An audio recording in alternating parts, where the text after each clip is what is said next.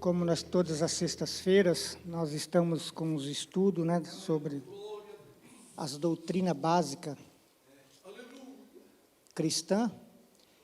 E eu confesso aos irmãos que semana passada o pastor Messias tinha me convocado para estar pregando, mas como nós não estávamos ainda com, né, como eu falei para ele, que nós estávamos preparando alguns slides e não estavam todos preparados, e então não deu para a gente estar lecionando, né, naquela sexta-feira.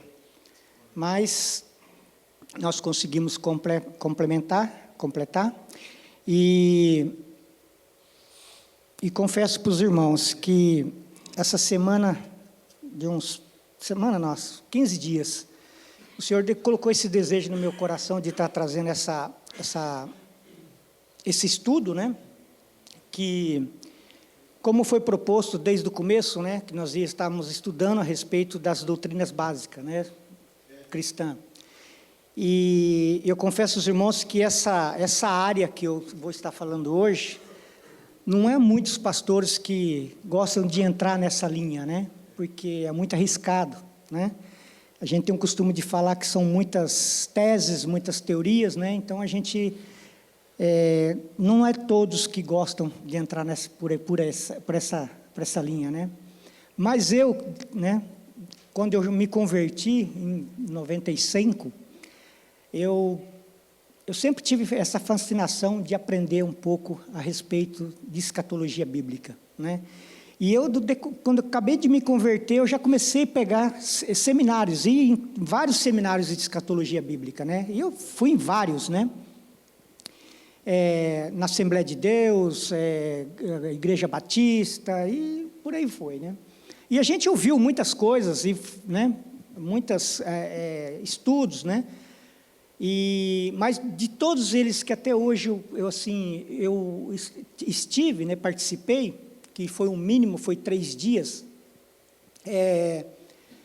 foi de um pastor assembleiano chamado José Maria Brenner, que foi um dos melhores que eu até hoje já, né, ainda teve outros, né, no caso o falecido Dario Salas, né, que é pai do Dario Salas Júnior, né, que também ele tem foi um tremendo professor de escatologia bíblica, né, inclusive o quadro que ele coloca, que ele expõe a respeito de escatologia bíblica, é muito extenso, então não dá para você dar assim 2, 3 dias, né, tem que ser bem assim, é muito complexo, tem muita informação. E também desse estudo que eu estou trazendo hoje, é bastante extenso também, né? Eu confesso para os irmãos que, infelizmente, eu não vou conseguir dar tudo no mesmo dia, vai ser pelo menos em 2 dias, porque o correto mesmo é você fazer um seminário aí de pelo menos 3 dias, porque o assunto é muito extenso, cada ponto, né, você pode abrir um leque muito grande, né?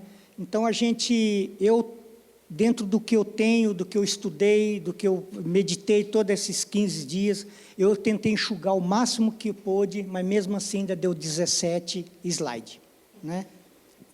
Por aí vai, né? Então mas mesmo assim eu consegui trazer bastante conteúdo que nós vamos estar estudando. E também eu tenho algumas coisas assim que eu não coloquei no slide, até avisei o Júlio, que eu não coloquei nos slides, mas eu vou estar explicando, né, dentro desse contexto. Gostaria que os irmãos abrissem no texto básico que nós temos aqui, que é em Apocalipse, capítulo 1. Eu coloquei o verso 3, mas nós vamos ler desde o primeiro. Amém?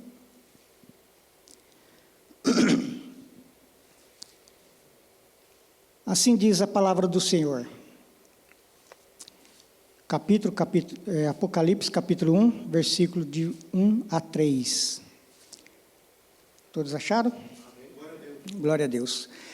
Revelação de Jesus Cristo, a qual Deus lhe deu para mostrar aos seus servos as coisas que brevemente devem acontecer.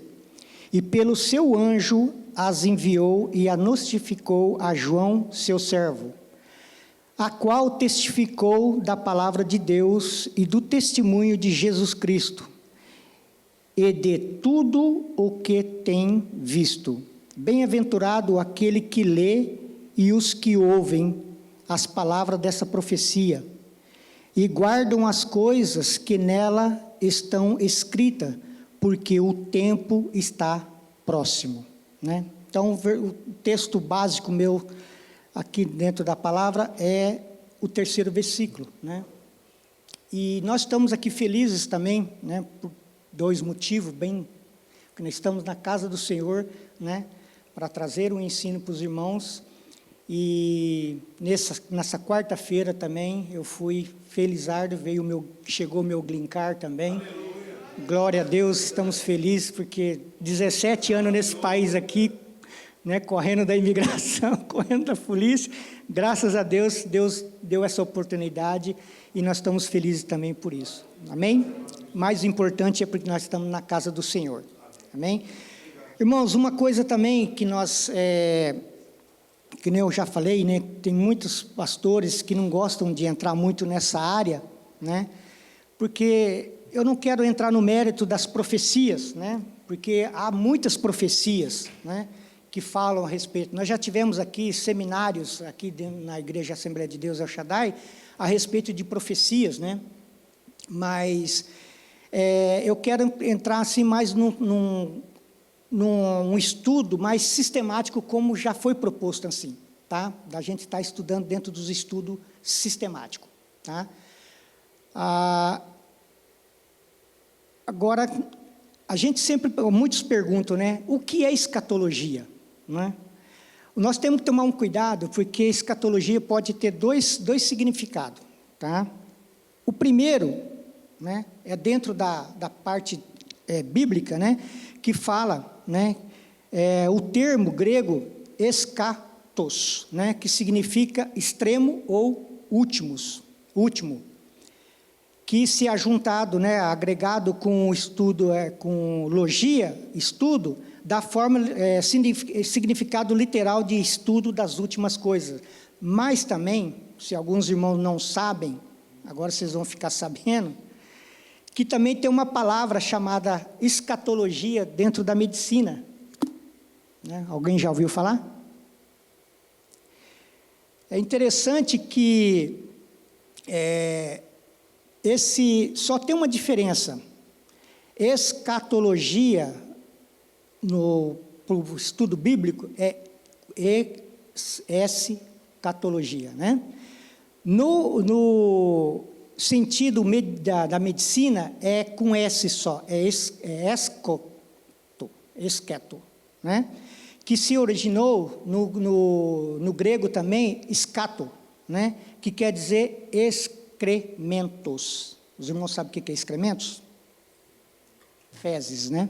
Então, é a parte da medicina que estuda, faz as análises dos excrementos, né? Que é as nossas fezes. Tá? Então, se você for conversar com um médico e chegar para falar para ele a respeito de escatologia bíblica, muitas das vezes ele vai entender que você está falando desse assunto, né? Dessas análises de fezes. Tá? Então, se vocês não sabiam, vocês ficam sabendo agora que existem esses dois termos dentro da nossa linguagem, da nossa língua portuguesa. Tá? Bom, então, escatologia bíblica. O que significa escatologia bíblica? Que é o ensinamento, né, sistemático, né, das últimas coisas, da doutrina das últimas coisas, né? Dentro desse assunto,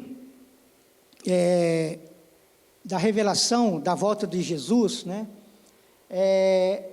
a única unidade que há entre os teólogos é que Jesus um dia vai voltar. Tá? Agora, ainda dentro dessa corrente, ainda existem vários segmentos, há vários pensamentos, linhas de pensamento. Então, a gente vamos tentar explicar dentro desses segmentos alguma coisa, né? Ainda que já o nosso irmão o presbítero Natanael já deu alguma né, trouxe a respeito do arrebatamento da igreja, mas eu quero entrar um pouquinho mais em detalhes, né? Então, eu vou estar dividindo, Júlio, você pode colocar o segundo slide, ou o terceiro slide, né? Nós vamos estar dentro desses assuntos, tá? A segunda vinda de Cristo, o arrebatamento da igreja, a tribulação, né? No caso aqui, a tribulação aqui, ela é dividida em dois turnos, tá? 2 tempos, a tribulação e a grande tribulação, né? Como muitos dividem, né, a vinda de Jesus em 2 fases, a primeira fase, o arrebatamento, e a segunda fase, que é quando ele volta em glória junto com a igreja, tá? E o quarto, nós temos aqui o milênio, vamos falar um pouquinho a respeito do milênio, tá? E o quinto, os juízos futuros, e o sexto, a ressurreição. Eu vou tentar dar até o terceiro tópico, né? Aí depois os outros tópicos vão ficar para a próxima semana. Amém? Bom, o outro slide. A posição dos pós-milenistas, né? Aí vai. Segundo o estudo desses pós-milenistas, o significado é: a segunda vinda de Cristo se dará depois do milênio. A ordem dos acontecimentos, a parte final da era da igreja e os seus o último 1000 anos, que é o milênio, será uma época de abundância provida pelos esforços da igreja. Depois disso, Cristo virá. Segue-se, então, uma ressurreição generalizada, né? Depois desta, vem o juízo geral e a eternidade. Aí o método de interpretação. A interpretação pós-milenista amplia-se espiritualmente e tange a profecia Apocalipse 20. Então, eles pegam o Apocalipse 20 e dão essa interpretação, tá? Todavia, será cumprido no reino terreno, estabelecido pelo esforço da igreja. Então, quer dizer, né, é só através do esforço da igreja, né, que eles acreditam, tá? Aí, uma outra coisa também. Quem são esses pós-milenismo? Vamos lá. A visão pós-milenista acredita que a vinda de Cristo ocorrerá, né, após o milênio, como eu já disse, tá? Alguns acreditam que se trata nos últimos 1000 anos antes da volta de Cristo, enquanto outros depende que o milênio é o período que compreende desde a primeira até a segunda vinda de Cristo. Então, aí, no caso, eles pensam o seguinte, que é desde quando Jesus nasceu até a segunda vinda de Cristo, tá? Então, eles não fazem uma distinção. Eles afirmam também que esse período ocorrerá uma completa evangelização no mundo e que a maioria das pessoas serão convertidas e ocorrerá um grande desenvolvimento global em todos os aspectos, social, econômico, político e cultural, tá? Entre extenso números de convertidos estarão também muitos judeus que reconhecerão Jesus como Messias. No final desse período, Cristo voltará. Então, quer dizer, depois do milênio, que eles vão convencer, a igreja vai estar convencida com os judeus a respeito da volta de Cristo. Aí Cristo volta, tá?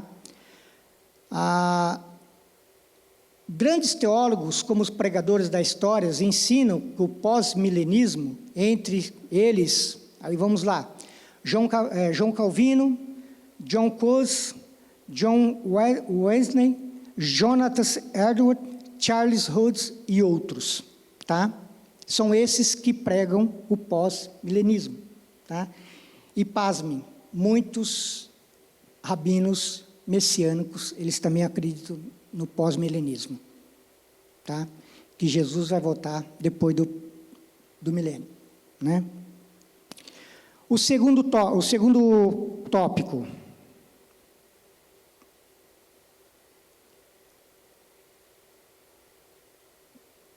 que é o amilenistas. O que significa amilelista?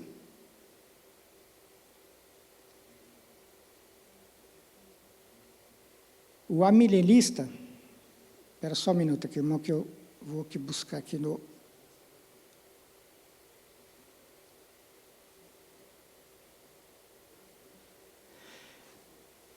a ausência do milênio, sem milênio. Olha só que absurdo. O significado: a segunda vinda de Cristo se dará no fim da época da igreja e não existe um milênio na terra.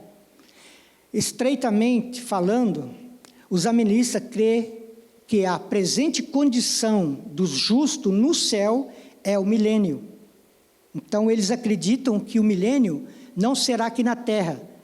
Eles acreditam que, desde a fundação do mundo, todos aqueles justos que morreram esperando o Messias, ou aqueles que morrem em Cristo Jesus, esses já estão dentro do milênio. Tá? Alguns amilenistas tratam a soberania de Cristo sobre os corações dos crentes, que é como se fosse o milênio. As ordens dos acontecimentos. A era da igreja terminar num tempo de convulsão ou tribulação. Cristo voltará, haverá ressurreição, juízo geral, depois a eternidade. Tá? Então, tem esses tópicos. A igreja, a era da igreja terminará num tempo de tribulação, Cristo voltará, haverá uma ressurreição, um juízo generalizado e depois a eternidade.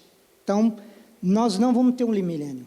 Nós vamos sair da tribulação e vamos seguir em frente, vamos até o final, depois a eternidade. Nisso vem o juízo, né? O método de interpretação. A interpretação amilelista, espiritualizada, a promessa feita a Israel como nação, trazendo que são cumpridas na igreja. De acordo com esse ponto de vista, o Apocalipse 20 se descreve em cenas das almas no céu durante o período entre a primeira e a segunda vinda de Cristo.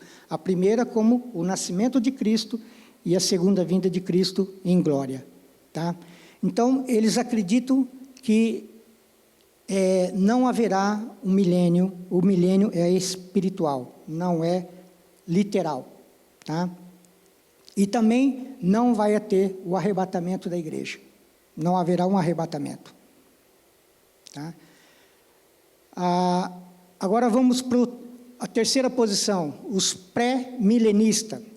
Agora, aqui no pré-milenista, eu quero também destacar que há duas divisões no pré-milenismo. Tá?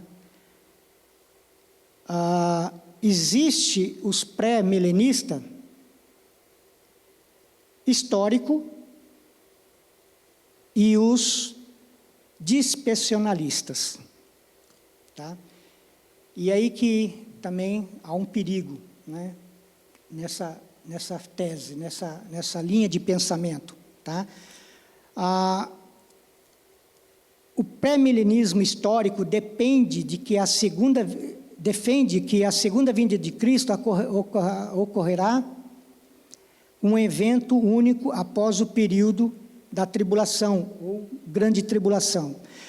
Irmãos, sempre quando eu falar tribulação, vocês têm que lembrar que são duas fases, tribulação e grande tribulação, tá? Para depois, na próxima semana, a gente entender melhor o que é a tribulação e a grande tribulação. Bem? Ou seja, o pré-milenismo histórico, a igreja estará na terra durante esse período de tribulação intensa e ao final desse período ocorrerá a vinda de Jesus. Na segunda vinda de Cristo, os justos ressuscitarão e os salvos que estiveres vivos terão seus corpos transformados.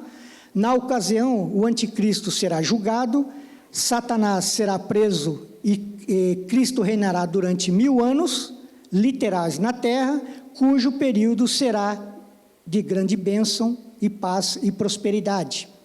Ao final do milênio, do 1000 anos, Satanás será solto por um curto período, tempo, e tentará fazer uma guerra contra Deus, ou contra Cristo, ou a igreja, porém será derrotado definitivamente, lançado e condenado no lago de fogo. E também, no mesmo momento, os ímpios serão ressuscitados para que sejam julgados, condenados junto com Satanás e seus anjos. Após esse acontecimento, ocorrerá o estado eterno. Então, dentro dessa visão, pré-milenismo histórico, ele está quase igual o pré-tribulacionistas. Tá? Mas vamos lá. Quem são esses que pregam, né? Esse pré-milenismo, ele surgiu no século I, tá? Porém, as suas evidências, né, se destacaram no século II, por Justino, o mártir, e Irineu. São os dois teólogos, né, na época, que distinguiram que expandiram esse pensamento, tá?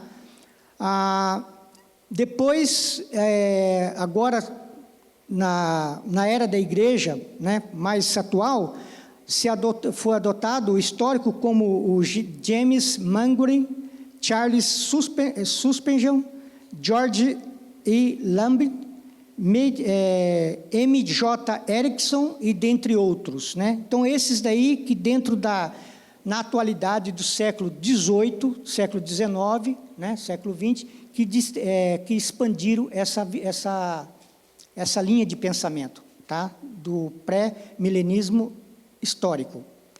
Agora vamos ver o pré-milenismo dispensacionalista, tá? Aí vem até o pastor Tiago já pregou a respeito disso, né? A respeito das dispensações, né? Quantas dispensações existem, né? Nós acreditamos que existem 7 dispensações, né? E que atualmente nós estamos na penúltima dispensação, que é a dispensação da graça, né? Quando que começou a dispensação da graça? No Pentecoste, e vai até o arrebatamento da igreja, tá? Depois disso vem a dispensação do milênio, tá? Que vai ser a última dispensação, que é a 7ª dispensação, tá? Dentro desse ponto de vista dispensacionalista,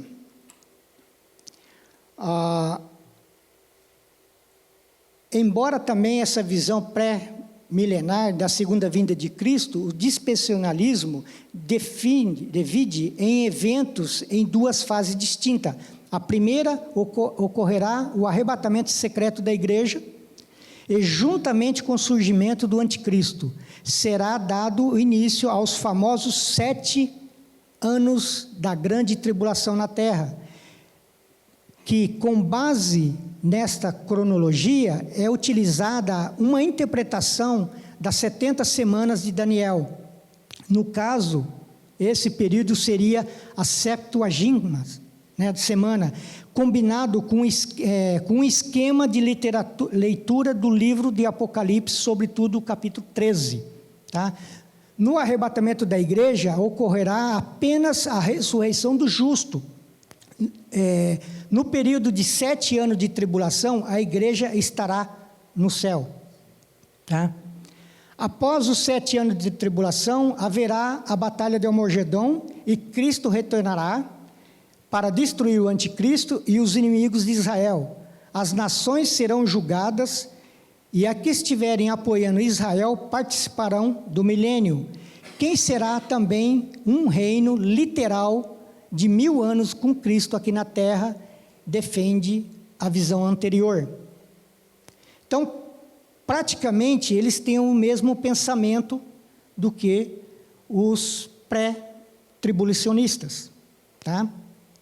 Haverá também a ressurreição dos judeus após os 7 anos da tribulação.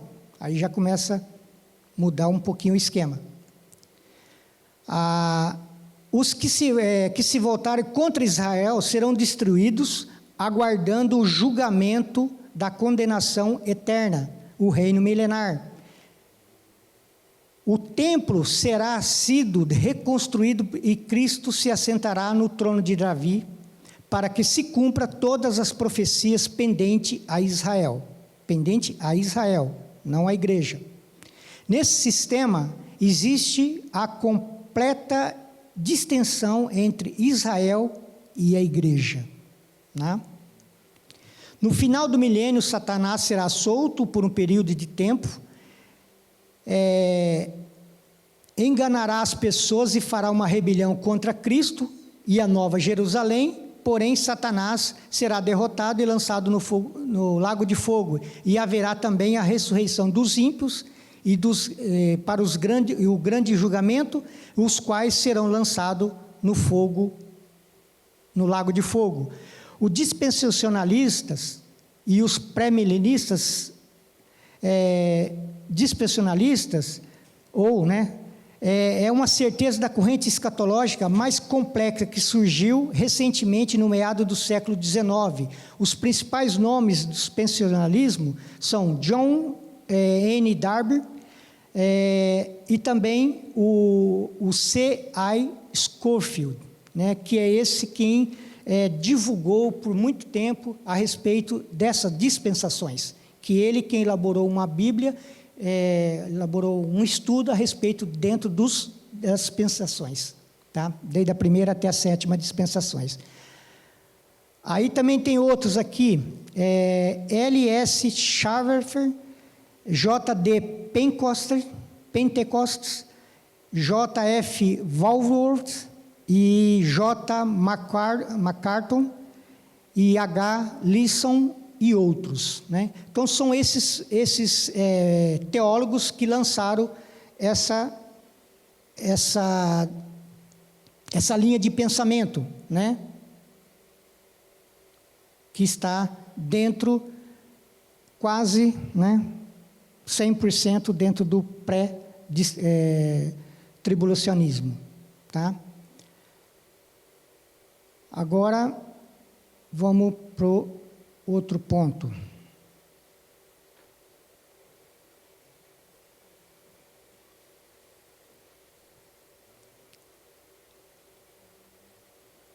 Dentro do arrebatamento da igreja. Podia colocar? O arrebatamento da igreja. A ocasião do arrebatamento da igreja, os pós-milenistas e amillenista vê o arrebatamento da igreja no final desta era simultâneo com a vinda de Cristo.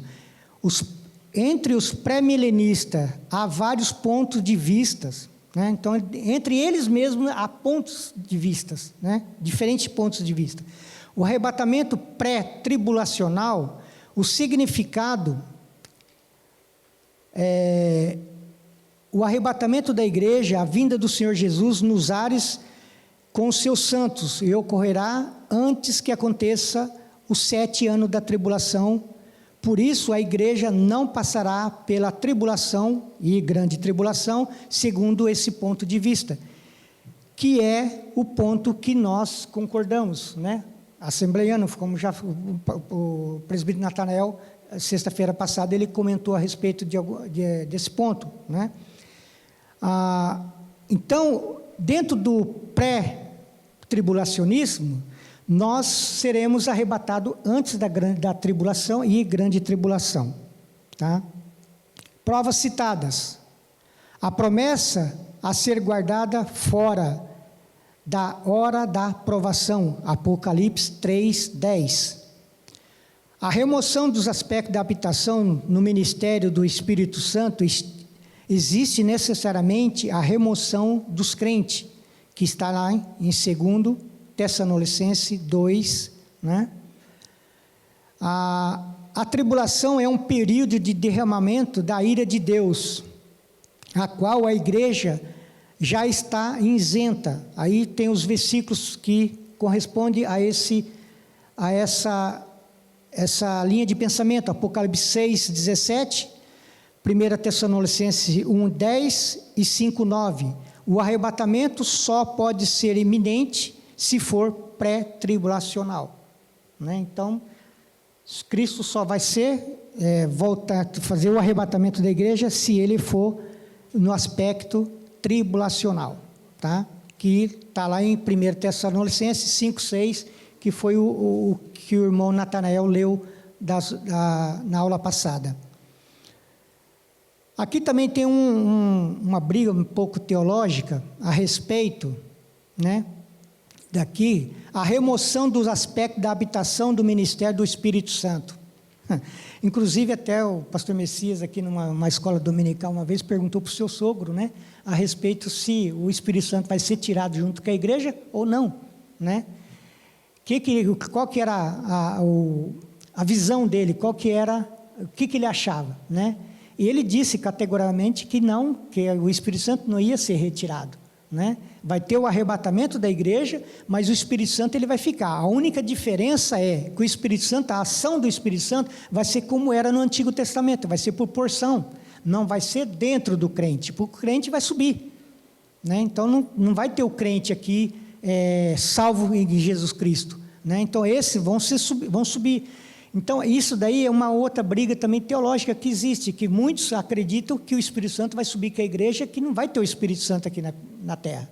Mas quem é que vai ser convencido na tribulação a respeito da salvação em Cristo Jesus, né? Por isso que há essa corrente, né, de extensão entre se o Espírito Santo vai ficar ou se o Espírito Santo vai subir, né? Eu sou dentro da visão que o Espírito Santo vai ficar em porção, como o pastor Antônio disse, tá? Por diversas razões, porque infelizmente aqueles crentes que não são fiéis ao Senhor e que vão acabar ficando, né? Porque a própria Bíblia, né, em Apocalipse fala a respeito daqueles que durante a tribulação morreram, né, pelo nome de Cristo, né? Então, por causa desses daí, quem que vai continuar convencendo essas pessoas a respeito da salvação em Cristo Jesus, né?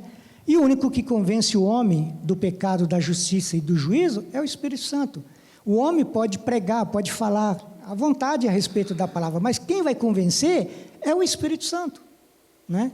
Então, por isso que eu creio que o Espírito Santo ele vai ficar como era no Antigo Testamento, vai ser em porção. Tá? Não vai ser morada do crente, dentro do templo que somos nós, mas ele vai ser dado por porção. Nós estamos estudando a respeito das doutrinas do reinado, né? de Saul, do reinado da monarquia em Israel, e ali nós vemos ali que o Espírito Santo era dado por porção, tanto é que o Espírito Santo foi tirado de Saul e foi colocado em Davi, então é por porção, né? Então por isso que eu acredito que na época, após o arrebatamento da igreja, durante a tribulação e a grande tribulação, o Espírito Santo ele vai ser dado por porção. Ele quem vai convencer as pessoas a respeito do Evangelho. Tá? Ainda que vai se levantar pessoas a pregar. E como sempre meu pastor lá no Brasil dizia, irmãos, orem, vigiem, para que você suba na primeira leva, porque a segunda leva vai ser terrível aqui na terra, né? Que é a tribulação e a grande tribulação, né? Então, dentro da visão pré-tribulacional, é o que nós acreditamos, né, que é a vinda de Cristo em duas fases, né? A primeira fase com o arrebatamento da igreja e a segunda fase em poder e em glória juntamente com a igreja, que é onde ocorrerá toda a prisão de Satanás. Mais um slide aqui vai falar a respeito. Júlio, próximo.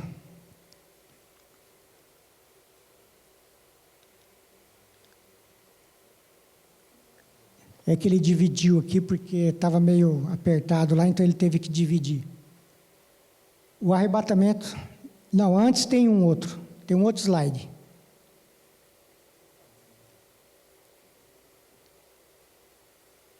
Mesotribulacional. Ok. Mesotribulacional. Significado: o arrebatamento ocorrerá depois de transcorrido 3 anos e meio da tribulação. Então, quer dizer, na metade da tribulação, com a grande tribulação, que vai acontecer o arrebatamento. Tá? Provas citadas: a última trombeta de 1 Coríntios 15, 52, é a 7ª trombeta do Apocalipse 11, 15, o que soa na metade da tribulação. Irmãos, tem essas referências bíblicas, se quem gosta de anotar, pode anotar e depois dar uma conferida, tá? A grande tribulação é composta apenas dos 3 anos e meio da 70ª semana da profecia de Daniel, capítulo 9, versículo 24 a 27. E a promessa da libertação da igreja só se aplica entre esse período. Apocalipse 11, 2, de 12 a 6. Tá? Então, nessa linha de pensamento, o arrebatamento da igreja só aconteceria no meio da tribulação, da grande tribulação. Então a igreja passaria pela essa tribulação. Tá? Nós sabemos que a tribulação, nós vamos estar comentando isso a respeito nos outros slides, na próxima semana, mas já vou adiantar para os irmãos que essa tribulação vai ser um acordo que o anticristo vai fazer com Israel, para que depois ele quebra o acordo, aí vem a grande tribulação. E nesse período vai estar entrando as 7 taças, os 7 selos e as 7 trombetas, né, do Apocalipse. Tá? A ressurreição das 2 testemunhas retarda o arrebatamento da igreja, que a sua ressurreição ocorre na metade da tribulação. Apocalipse 11, 3:11. Aqui também tem como dentro nesse estudo, eu não quis comentar muito a respeito das 2 testemunhas, né? Porque é uma outra briga teológica também, infelizmente, né? Quem são essas 2 testemunhas, né? Uns dizem que é Enoque e Elias, outros dizem que é Moisés e Elias, né? Mas, se nós lemos o Apocalipse 11, nós vamos ver que ali dá dica de quem são as 2 testemunhas, né? Primeiro, porque ali fala que uma das testemunhas vai fazer chover fogo do céu. E dentro do Velho Testamento, quem fez chover fogo do céu? Elias. E é depois a respeito das pragas, né? Quem foi através de quem que Deus colocou as pragas no Egito? Moisés. Então, particularmente, a minha opinião, é Elias e Moisés. Tá? Enoque foi arrebatado, né? Não se ouviu falar, né, mais de Enoque. São 2 versículos que falam a respeito de Enoque, né? Mas existe um livro apócrifo, né, a respeito de Enoque, que conta a vida de Enoque. Tá? Não está canonizado dentro da Bíblia, mas é um livro histórico, né? Mas então eu acredito, né, que não é Enoque, mas sim esses 2, Elias e Moisés, justamente por causa do Apocalipse 11, 3:11. Tá? Por isso que existe essa briga teológica que não sabemos quem são. Mas na minha opinião, é Elias e Moisés. Hã? Você não é, né? Ok, eu sei disso. Sim, exatamente. É baseado na transfiguração. É uma outra opinião por causa da transfiguração lá no monte, né? Que houve essa transfiguração entre Elias e Moisés. Mas também ali nós sabemos que ali tem um outro significado, né? Que um significava os profetas e o outro a lei, né? Exatamente. Morreram. Por isso que temos que passar pela morte, né? Ok. Mas aí uma briga teológica, né? Que nós, eu não vou entrar nesse parâmetro aí. Ok, o próximo slide. Pós-tribulacional. Significado: o arrebatamento acontecerá no final da tribulação, ou seja, da grande tribulação, tá?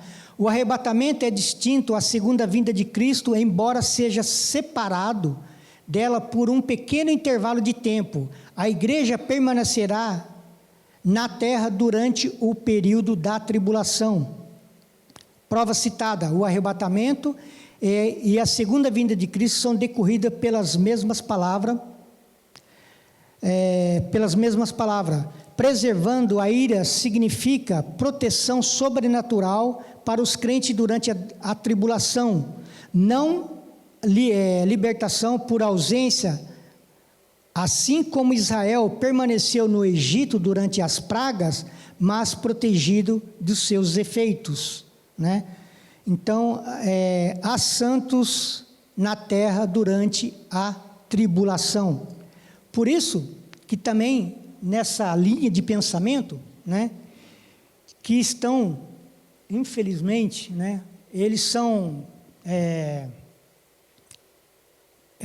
estudiosos da Bíblia, mas eles creiam nessa linha de pensamento, que são os messiânicos, os judeus messiânicos. Eles acreditam nessa linha de pensamento, que Cristo, o arrebatamento da igreja só vai acontecer após a tribulação, a grande tribulação. Por quê? Exatamente, que Mateus 24 é literal para eles. Por que que eles pensam assim? Porque como Deus, né, ali está no slide, como Deus preservou Israel, né, os hebreus, durante as pragas no Egito, assim Ele vai preservar a igreja, livrando de toda a ação, de todo o juízo que vai cair sobre a terra. Essa é a linha de pensamento deles, tá? Aqui nós falamos, está no slide, os santos na terra durante a tribulação. Esses santos que nós podemos acreditar são aqueles que, dentro da igreja, mas não são aqueles que são fiéis, né? Aqueles que, infelizmente, né, tem vários filmes aí que são produzidos a respeito do arrebatamento da igreja, que alguns ficam, né? São aquelas pessoas que ouvem o Evangelho, mas não colocam dentro do seu coração e não acreditam na volta de Cristo, né? Mas eles estão recebendo a palavra, mas não são fiéis. Por algum motivo, outros estão dentro de algum pecado, a igreja vai subir e eles acabam ficando, né? Nós temos vários filmes que mostram a respeito disso, né? Então, acreditando-se neles, né, que esses são os que vão ficar dentro da grande tribulação, da tribulação e grande tribulação. Amém? Então, infelizmente, esse segmento, né, dentro desse linha de pensamento, não está dentro do pentecostalismo, né? Para aqueles que crêem no pentecostal, né, na área pentecostal que somos nós. Então essas pessoas, né, acreditam que esse arrebatamento só dará após a tribulação. E nós não, nós somos pré-tribulacionistas, né? Nós, infelizmente, felizmente, né, nós cremos assim que Cristo virá antes que entre a tribulação, né? Então, por isso que nós acreditamos assim, e tem versículos que aprovam assim, que nem o Natanael comentou na aula, na semana passada, que tem um grande líder, né, adventista, que ele não acredita no arrebatamento da igreja, né? É um grande professor, é um grande ensinador, um teólogo, mas infelizmente ele não acredita no arrebatamento da igreja. E ele declarou isso publicamente, que ele não acredita. E é um cara assim, extremamente estudioso, respeitado, né? Eu ia entrar aí por aí. Tem muitos presbiterianos tradicionais que não acreditam, né? Agora, a gente sabe que existe duas linhas, né, dentro do presbiteriano, né? Tem os tradicional e tem os independentes. Já os independentes já acreditam nessa linha que nem nós acreditamos, que o arrebatamento acontecerá pré-tribulacional, antes da tribulacional, né? O adventista não crê que ao morrer a gente vai para isso. Eles acham só na ressurreição. Exatamente. Infelizmente, tem essas linhas de pensamento. Irmãos, dentro dos estudos escatológicos, que há essas diversas linhas de pensamento, essas diversas brigas teológicas, né? Dentro das duas testemunhas, dentro do pós, tal. Irmãos, isso aí já vem desde o início da igreja. Por exemplo, vamos citar duas grandes brigas teológicas que tiveram na era da igreja primitiva, né? Teve duas encrencas assim, bem severas entre Paulo e Tiago, né, a respeito da doutrina da circuncisão. Depois teve Paulo e quem? Não, teve uma outra. Quem que era o acompanhante de Paulo? Barnabé. Teve uma outra briga teológica, que eles tiveram que se separar. João Marcos, né? Então, desde aquela época, já tem essa briguinha teológica, né? De que um pende para uma linha, outro prende para outra, né? Tiago, ele teve essa briga teológica com Paulo a respeito do quê? Que os gentios vinham para Cristo, eles tinham que ser circuncidados que nem os judeus, né? E Paulo falava que não haveria necessidade mais com símbolo na carne, mas sim o Espírito Santo dentro do coração da pessoa, né? Na pessoa do Espírito Santo. Então havia essa briga teológica já desde lá do começo. E assim foi no primeiro século, no segundo século, no terceiro século. Aí depois veio os dogmas da Igreja Católica, que também virou uma bagunça danada dentro da igreja, né? Infelizmente, né? Muitos dogmas da Igreja Católica que entrou dentro da teologia. E esses dogmas vêm até hoje, infelizmente. E pasmem, meus irmãos, o Papa João II, que, né, já faleceu, João Paulo II, esse Papa, ele declarou por várias vezes na televisão que o arrebatamento da igreja, céu e inferno, era só simbolismo, não existe. Tá? Tudo isso daí é um simbolismo dentro do Apocalipse, porque o Apocalipse ele é cheio de símbolos, sim, tem um simbolismo, mas ele também é literal. E é aí que muitos que caem dentro dentro dos estudos escatológicos, né, no Apocalipse, que acabam pecando. Por quê? Misturam o que é simbolismo e o que é literal, né? E, infelizmente, a Igreja Católica caminhou por essa linha, tá? E assim outros também, né, presbiteriano, batista, entraram dentro dessa linha, né? E também, não só esse, o ex-papa, né, Bento, também se declarou também que era um simbolismo, que inferno e céu não existe, é só um simbolismo. Não sei o Francisco, se ele já fez alguma declaração, mas tem algumas entrevistas que ele dá, que pela entrelinhas, ele também vai pela mesma linhagem, né, pela mesma visão, que infelizmente o céu e o inferno é simbólico, ele não é literal. E Jesus, durante toda a sua pregação aqui na terra, ele deixou bem claro que o céu e o inferno são literal, existe, né? Infelizmente, muitos não acreditam. E dentro dessa toda a teologia da escatologia bíblica, também tem aqueles, irmãos, que infelizmente, eles acreditam, né, que o final do homem é a morte, acabou-se tudo, né? A pessoa morreu, não tem mais nada, não tem nada além da morte, né? E nós sabemos que não é bem assim, que tem a morte, sim, nós vamos passar pela morte, só que o crente em Cristo Jesus será ressuscitado, vai ser transformado com um corpo glorificado, né? Mas ele vai vir com Cristo reinar durante 1000 anos. Eles esquecem que tem 1000 anos para depois sim vir o julgamento do trono branco, que nós vamos estar estudando, falando mais alguma coisa dentro dos próximos slides, tá? Então, decorrer dessa linhagem de todos esses pensamentos, né, linhas de pensamento a respeito da escatologia bíblica, das últimas coisas, nós somos pré-tribulacionistas, né? Deixar bem claro isso. Nós acreditamos que Cristo vai voltar antes da grande tribulação, da tribulação e grande tribulação. Amém?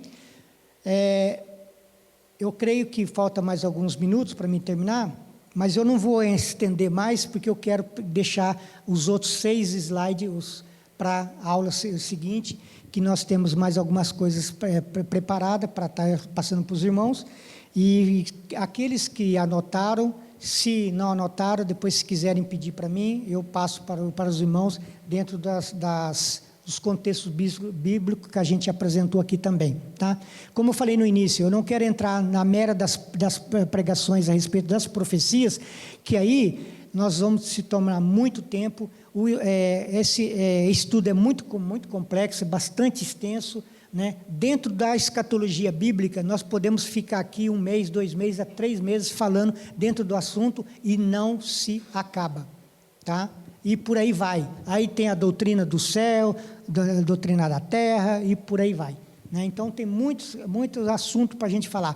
Dentro do próprio milênio também, tem um assunto extenso para falar a respeito do milênio. Então, os próximos slides que nós vamos estar passando semana que vem, eu vou dar uma pincelada. Eu não vou falar tudo, porque pode ser que algum irmão também vai querer falar a respeito do milênio, e eu não quero entrar nessa particularidade, porque senão depois vai virar né? Um veio e falou, o outro veio, então deixa para cada um. Se houver, né, de Deus que eu traga, nós entramos no assunto, aí o assunto é bem extenso a respeito do milênio. Amém? Irmãos, eu espero que os irmãos possam ter aproveitado esses estudos, né? Foi um estudo bem sistemático, não foi um estudo assim, né, como se fosse uma pregação, porque eu sempre falo para o pastor Messias, a gente tem que tomar muito cuidado, porque a gente entra na linha de ensino sistemático e acaba virando uma pregação. Então, nós temos que saber separar os ensinos sistemáticos com a pregação, né, para não ter problema de a gente ficar mais no emocionalismo. Amém? Então, irmãos, eu creio que por hoje nós estamos encerrando. No próximo sexta-feira, né, se assim houver, se Jesus não voltar e eu não subir, né, antes, nós estaremos aqui para estar complementando esse estudo de escatologia bíblica. Pastor Messias.